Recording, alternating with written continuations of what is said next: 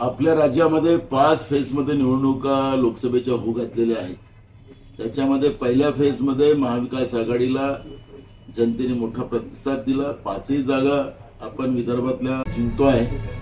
त्याचप्रमाणे आता परवा 26 तारखेला सेकंड फेजची निवडणूक आहे। यामध्ये सुद्धा महाविकास आघाडीलाच जास्तीत जास्त प्रतिसाद जनतेचा पाहायला मिळतोय आणि तो मताच्या रूपानं आमच्या महाविकास आघाडीच्या सगळ्या उमेदवाराला आपण मतदान करावं।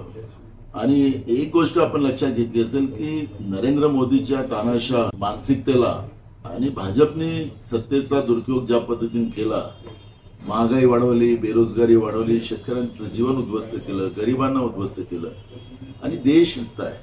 देशाचं संविधान, देशाची लोकशाही संपुष्टात आणण्याचा जो मानस बीजेपीने निर्माण केलेला आहे त्याचा विरोध जनतेमध्ये पाहायला मिळत आहे।